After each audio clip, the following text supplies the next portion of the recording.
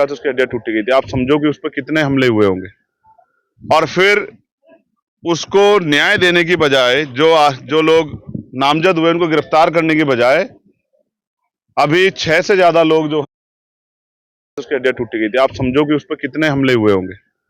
और फिर उसको न्याय देने की बजाय जो लोग नामजद हुए उनको गिरफ्तार करने की बजाय अभी 6 से ज्यादा लोग जो हैं जो खुले घूम रहे हैं, अपनी दुकानों पे काम कर रहे हैं, लेकिन पुलिस ने उनको गिरफ्तार नहीं किया। जो कि पुलिस ने, आप समझिए, सरकार में अगर किसी मुसलमान के साथ मॉब लिंचिंग हो या दलित के साथ या पिछड़े वर्ग के साथ, आदिवासी वर्ग के साथ मॉब लिंचिंग हो और पुलिस तत्काल कार्रवाई करे तो कार्रवाई आप समझिए इतनी जेन्युइन होगी कि सब कुछ जांच परख के किया जाएगा, किसी का भी नाम फालतू ना हो जाए। तो उन लोगों को वीडियो एविडेंस के आधार पर चिन्हित किया गया और उनमें से 6 लोग बाहर आराम से घूम रहे हैं। उल्टा 11 दिन बाद इन्हीं के परिवार पे के 7 लोगों पे मुकदमा दर्ज कर दिया गया कि भाई ये लोग उसके साथ शामिल थे, जबकि सच ये है कि ये लोग अपने अपने कामों पे अपने अपने घर थे, ये वहां थे भी नहीं। तो मैंने यहाँ के कप्तान साहब से ये मांग की है कि वो घटना को दोबारा चेक कराएं। हो सकता है इनके साथ चंद्रशेखर आजाद भी वहां हो, और अगर चंद्रशेखर आजाद भी उनकी नजरों में, यहाँ की सत्ता के लोगों की नजरों में आ जाए कि वो भी थे, तो एक मुकदमा दर्ज चंद्रशेखर आजाद पे भी इनके साथ कर दे सप्लीमेंट्री लगा के। और जब इनको जेल भेजना हो तो मुझे बता दे, मैं भी इनके साथ जेल चलूंगा। क्योंकि अगर आप न्याय नहीं दे सकते और इस वर्दी की गरिमा को भी नहीं बचा सकते तो आपको कुर्सी पे बैठने का कोई अधिकार नहीं।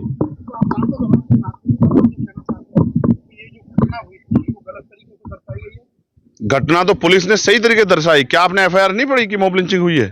लेकिन उसके बाद 11 दिन बाद जो मुकदमा हुआ, 11 दिन बाद सत्ता के संरक्षण में, सत्ता के दबाव में जो मुकदमा हुआ, वो कहीं जनता से दूर छिपा हुआ थोड़ा ही है।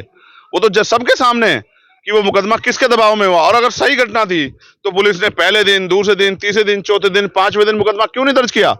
11वें दिन मुकदमा दर्ज करने का मतलब यह है कि कुछ लोगों को, सत्ता में बैठे कुछ लोगों ने इतना दबाव दिया कि हमारे अधिकारी जो है उनके आगे कमजोर पड़ गए और वो संविधान की रक्षा नहीं कर पाए।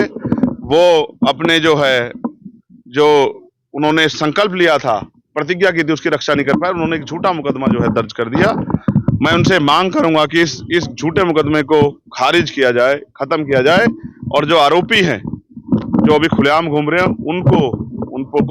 उनको जो है गिरफ्तार करके जेल भेजा जाए। आप क्या करेंगे? मैंने बता दिया है कि अगर सड़कों से हमारी बात नहीं सुनी जाएगी तो हम पार्लियामेंट में इस मामले को उठाएंगे। और अगर पार्लियामेंट भी नहीं सुनेगा या पार्लियामेंट इस बात को स्टेट इश्यू के थ्रू या किसी और उससे मोड़ने का प्रयास करेगा तो हम लखनऊ में जाके डीजीपी से, प्रमुख सचिव से, मुख्यमंत्री से जाके उनके सामने कागज रखेंगे, उनसे पूछेंगे कि क्या यही है आपका सबका साथ सबका विकास वाली सरकार का सच? ये बहुत जल्द होगा। आप देखना है कि बहुत जल्द आपको होता दिखाई देगा, क्योंकि लोगों को मरने के लिए नहीं छोड़ सकते हैं। एक और ऐसा ही केस जो है घटना, वो मलखान सिंह की भी जो है बताई जा रही। आप ये देखो, भीड़ को अगर छूट दी जाएगी तो ऐसे तो कल कोई पकड़ के मुझे भी पीट पीट के मार देगा, क्योंकि मैं तो बहुत लोगों की आंखों में किरकिरी हो गया हूं। जब मैं अन्याय के खिलाफ आवाज उठाता हूं दमदार तरीके से, तो जो लोग अन्याय करते हैं उनको जेल जाना पड़ता है, उन पर मुसीबतें आती हैं, तो वो तो किसी दिन भीड़ से पकड़ के मेरी भी पीट के हत्या कर देंगे।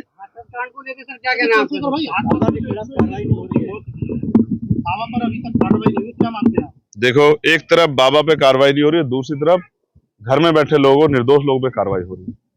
पहली बात तो ये पुलिस और प्रशासन का फेलियर था, जिसको किसी भी कीमत पे भुलाया नहीं जा सकता। इतनी बड़ी भीड़ इकट्ठा हो रही है तो एलआईयू क्या कर रही थी, इंटेलिजेंस क्या कर रही थी?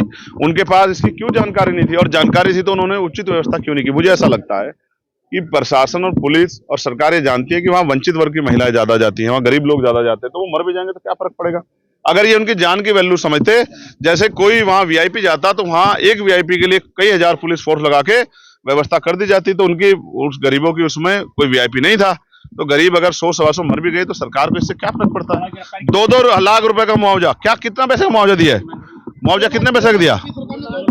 तो ये बताओ, एक आदमी की जान की कीमत 4 लाख रुपए होगी सरकार के नजर में? तो भाई कौन बचा रहा है ये भी बता दो। बस बाबा को बाबा जी बचा रहे, हम तो नहीं बचा रहे। और ये बताओ, जब कैसे गिरफ्तारी की मांग कर लूं जब एफआईआर में नाम ही नहीं है? आप बताओ ना, जब एफआईआर में नाम नहीं है तो कैसे गिरफ्तारी कर लेगी सरकार? लेकिन यहां तो झूठी एफआईआर भी हो रही है। यही मैं आपको सच बता रहा हूं। मैं जाऊंगा, पीड़ित परिवार से मिलूंगा।